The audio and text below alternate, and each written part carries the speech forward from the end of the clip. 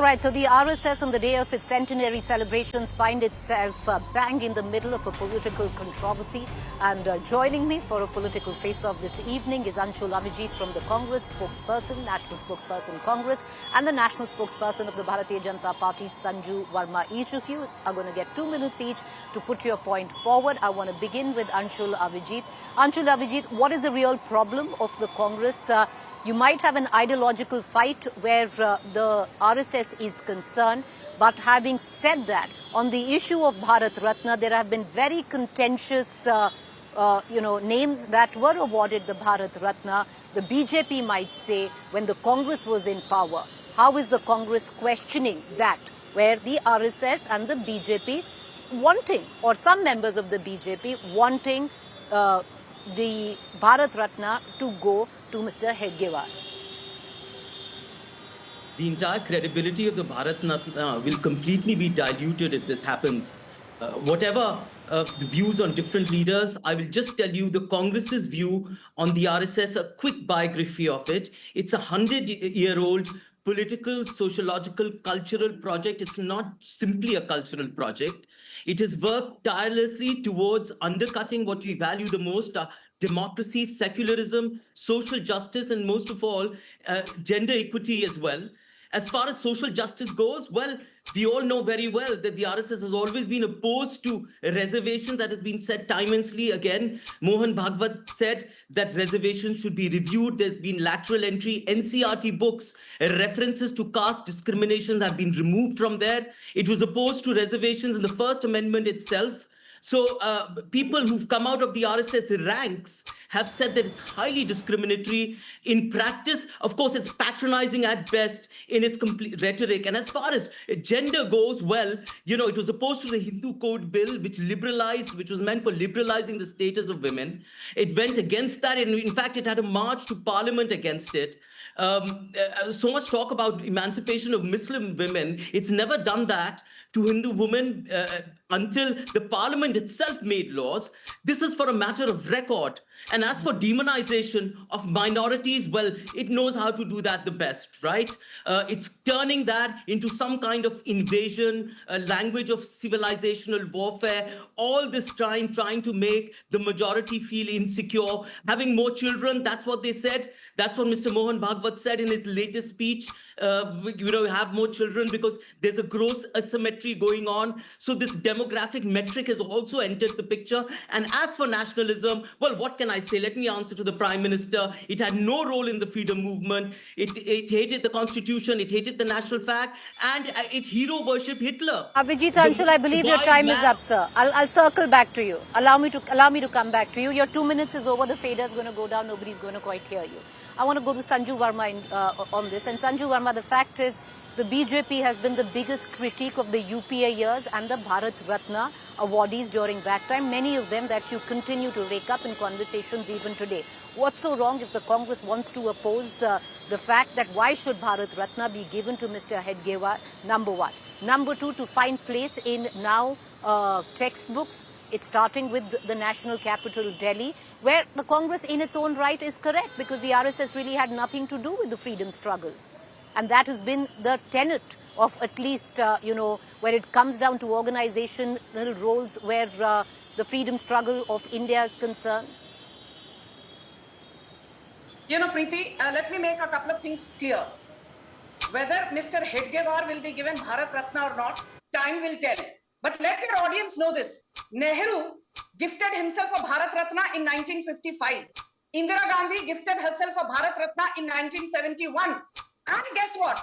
B.R. Ambedkar, the father of India's constitution, was given a Bharat Ratna 34 years after his demise. Sardar Vallabhbhai Patel was given a Bharat Ratna in 1991, 41 years after his demise. So for the Congress Darbari ecosystem to sit here and lecture the BJP on what it should or should not do is a bit too rich. Let's not forget, when Prime Minister Modi inaugurated Sardar Patel's statue at Kevadia in Gujarat, the entire Darbari ecosystem said, "Arey Sardar Patel ke statue par 3,000 crore kharcha karne ki kya zarurat thi?" This is the same Darbari ecosystem which fails to acknowledge that Nehru, after B.R. Ambedkar's demise in 1956, had the audacity to write to the then President Rajendra Prasad saying, do not attend D.R. Ambedkar's funeral because he was a traitor and a controversial figure. For the longest time, the Darbari ecosystem has been fed and has been feeding generations on history written by the likes of an Irfan Habib, a Romila Thapar, or a Ramchandra Guha, not history written by an R.C. Majumdar, R.K. Chaudhary, R.K. Mukherjee, Bipin Chandra, D.N. Jha, or K.R. Malkani. But now, people need to know that Mr. Keshav Baliram Hedgewar participated in the non-cooperation movement in 1920 to 22, spent more than 12 months in jail. Again, he went to jail in 1931 because he participated in the forest satyagrah, and RSS veteran Ramakant Deshpande hoisted the national flag in Nagpur and Pune way back in 1939. And let's not forget, Nehru invited the RSS to participate in the Republic Day celebration in 1963. So don't peddle wrong history. All right. Sanju Verma, your time is up and we'll circle back to you. I want to cut across to Anshul Abhijit. Anshul Abhijit, with what I mentioned, Sanju Verma detailed to add to it, there have been names which have been contentious where the Bharat Ratna has been awarded. To name a few, Gulzari Lal Nanda, Mr. V.V. Giri, have all, nobody's saying that they didn't deserve it, but the names have been contentious where there has been a train of thought which seems to suggest that the Congress awarded those who were close to them. So what's the difference here, if at all, the BJP is looking at giving the Bharat Ratna to Mr. Hedgewar? Number one, you talk about an ideological divide, but the fact is, Anshul Abhijit, there is a huge chunk today across India that truly believes in the ideology of the RSS and the role that possibly RSS plays where the social narrative of this country is concerned in times of tragedy, in times of disaster, where they come in, where they help. And on those grounds, there is a section which would say, why not? I don't know the nature of popular support, but even if you argue that to be true, how does that make it right? A highly communalizing, polarizing agency, which has worked relentlessly for 100 years for that very agenda. It's true, maybe, that Mr. Hedgewar for some time was a part of the Congress. The moment he left the Congress because of the Gandhian doctrine of inclusiveness, of including Dalits and Muslims, which became a part of the Congress agenda because it was accused of being somewhat of a monolith party. That's when he left and parted ways with the Congress party. He couldn't imagine everyone being a part of it. This is the inclusivity is the Congress doctrine. That was a Gandhian doctrine. You cannot have figures like Mr. Hedgewar, who, by his own admission, stayed away from the freedom movement, let RSS leaders stay away. Later on, the RSS, following his own agenda, lay in the shadows of the British, opposed even the freedom struggle, right? While other actual freedom fighters lay hanging from ropes. That is the real story of the RSS. It's misogynistic. It opposed the Hindu Code Bill. It is anti-reservation. It is anti-social justice. It is demonizes minorities. You cannot have figures. It's rewriting our textbooks so that others have a different view of history today. It is doing all this time, and popular support is, if it does exist, is due to playing with emotions, right? If you instill insecurity and anxiety, it's recently got a lot of oxygen because a number of people from the RSS are now in power and have been for the last 10 years. But their job has been, they are just simply proxies of the RSS. In fact, they're the same thing. The idea is to instill fear and anxiety in the minds of the minority so they get that support. Otherwise, why would you say that improve your demographics? This was a call right there. If the call was also there, listen, let's go after. I don't mind if members of the RSS, it's not my calling. I believe, Anshul Abhijit, your time is up. Your fader is going to go down, and I'm going to give you just the last 2 minutes after I cut across to Sanju Verma. But Sanju Verma, there is credence to what possibly Anshul Abhijit is saying, where it comes down to, a possible nomination of Mr. Hedgewar for the Bharat Ratna. Nobody's saying he's getting it, but it's being contended with. There have been views of Mr. Hedgewar that could be caused, deeply disconcerting to many, where it came down to certain communal facts that he detailed in his book itself, or his views on women and their role in society, number one. Number two, if nobody might not contest the fact that RSS should not be taught as a subject in school. Some would suggest that the RSS continues to play a pivotal part, especially where the social fabric of this country is concerned, in times of need, in times of disaster. They've been a helping hand, and why not speak about it? And the kids should learn about it. Great. But are we going to glorify the RSS? Are we going to completely nullify that the RSS did not play a role in our freedom struggle, which was essential? Is it going to be the true account of what the RSS has really stood for? Because that is contentious, Sanju Verma. You know, Preeti, I'm sure you will give me only 2 minutes. But you have such a lengthy question for me, that's your prerogative. But then I need time to answer. Because, you know, sometimes questions under the garb of being a question make statements and reinforce an idea on the viewers. So let me reinforce something for the benefit of your viewers. Who gave Bharat Ratna to former Prime Minister P.V. Narasimha Rao? His dead body was not allowed in the AICC headquarters when he died in 2004. It was Narendra Modi's government.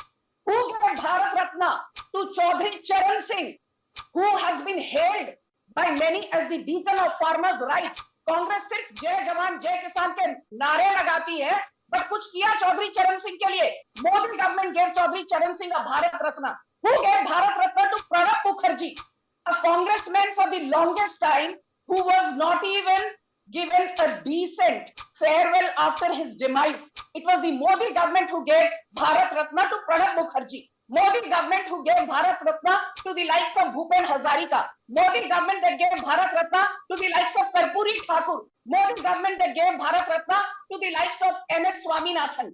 Prime minister Narendra Modi ने खुद को भारत रत्न नहीं दिया. Prime minister Narendra Modi ने अमित शाह को या JP Nadda को भारत रत्न नहीं दिया. So we don't need lectures on propriety and probity from the Congress and Darbari ecosystem. That is my point number one, Preeti. And my point number two is this. RSS is divisive? Really? RSS is not inclusive? Really? Today, RSS and its various branches run the Saraswati Shishu Mandir Vidya Bharati Ekal Vidyalaya schools. More than 47,000 schools, in which more than 5.7 million, as in 57 lakh children from poor families get free education, particularly Adivasis and Dalits. Who gave constitutional status to National Commission for Backward Classes? Prime Minister Modi. Nehru ne, Indira ne, Rajiv ne. Your 2 minutes is over. Your fader is going to go down. And let me also come back to what you said, that my question was very lengthy, and sometimes these lengthy questions impose a point of view to the viewer. The fact is, Sanju Verma, what you fail to recognize in here is the question is equally lengthy when asked of the Congress as well. And that's the sad part, because certain spokespersons only wish to have lengthy questions being asked to one side and not to them.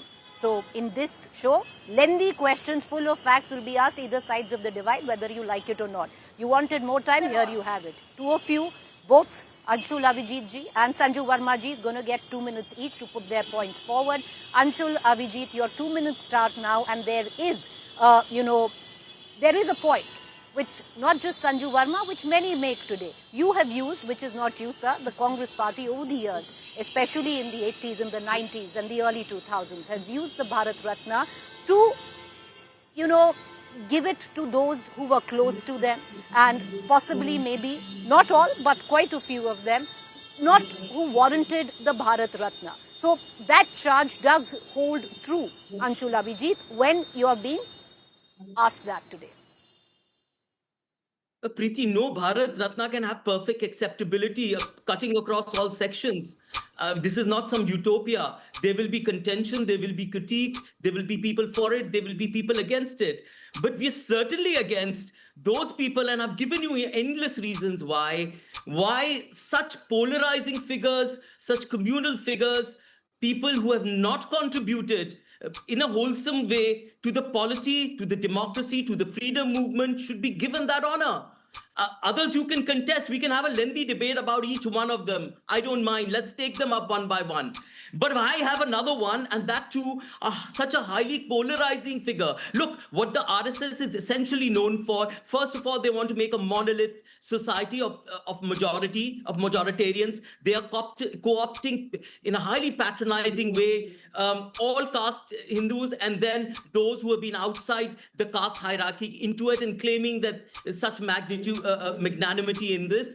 The real fact is, and it's been called time and again, it's statements by them is that they believe in status quoism and the virtues and values of the Dharma Shastras, an old archaic Hindu system, that society. The other part is minorities. I mean, why should you have a call for asking RSS workers, no, if you want to, you can agitate for Mathura and Kashi as well. I won't have anything to do with it. I mean, this seems like some kind of a dog whistle. Where are you taking this country to? This is the idea of this ideology which has been there for 100 years. It has been silent for much of that time. It was marginal. It was irrelevant. It had some figures. It has got sustained heft right now because people are in power right now.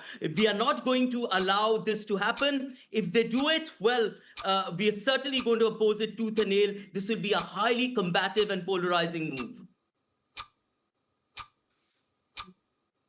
All right, I think your time is up, sir. I want to cut across to Sanju Verma right now, and her 2 minutes begin now, because Sanju Verma, all the names that you detailed were already detailed by me where the Congress spokesperson was concerned. But the fact is that some aspects of Mr. Hedgewar's cultural nationalism were troublesome or disconcerting is not going to be washed over in this show. Neither, and let me tell you, when you talk about the various agencies of the RSS, let me give you an anecdote. When I was in Ahmedabad, I thought the RSS did a stellar job, especially during the time of the air crash. They did a job which was unparalleled, where support system to those loved ones who had lost, families of loved ones who were dead in the air crash was concerned. But you cannot gloss over the role of the RSS or the lack of a role of the RSS during the freedom struggle. Ma'am, your 2 minutes begin now. Preeti, you're free to ask lengthy questions, and that was not meant to be offensive. I always say bring them on. But let me ask your audience, have they ever heard of a man called Hemu Kalani? This is a man who in 1943, and an RSS Swayamsevak at that, he damaged British railway tracks, and at the young age of 19 years, he was executed in full public glare. Have our children been taught the history of Hemu Kalani? No. We were taught that Veer Savarkar was a traitor, but the same Darbari ecosystem forgets that on the 20th of May 1980, Indira Gandhi wrote a letter to Pandit Balkhe, secretary of the RSS, saying Veer Savarkar's contribution in the annals of India's freedom movement cannot be ignored. Indira Gandhi released a commemorative stamp in Veer Savarkar's honor. Indira Gandhi donated 11,000 rupees from her personal funds, which at that time in 1980 was a big figure. So let's not even get there. Veer Savarkar, his contribution, he's the first one, by the way, who spoke of Purna Swaraj, complete independence. Congress ki kya history hai? Congress was founded by an Englishman called Alan Octavian, whom the first Congress woman president was a woman called Annie Besant, an English socialist of Irish descent. And guess what? Annie Besant became in 1917 the first woman president of the Congress, and after 81 years, in 1998, a woman called Antonia Elbina Mino, aka Sonia Gandhi, declared herself Congress president by locking an OBC called Sitaram Kesri in the toilet. और आप यहाँ बैठकर OBCs के बारे में बात कर रहे हो. Mohan Yadav is from OBC. He's the CM of Madhya Pradesh. Mohan Charan Majhi in Odisha is an Adivasi. Draupadi Murmu is a tribal. Prime Minister Modi himself. All right. Ma'am, your time is up, I'm told. I appreciate both of you for joining us. It's going to be a hard cut on that. But viewers, this is a conversation, this is a debate which will continue, especially in days to come as we celebrate the centenary of the RSS, and all the politics, of course, that's swirling around it will be debated in times to come. Thank you, Anshul Abhijit ji. Thank you, Sanju Verma ji.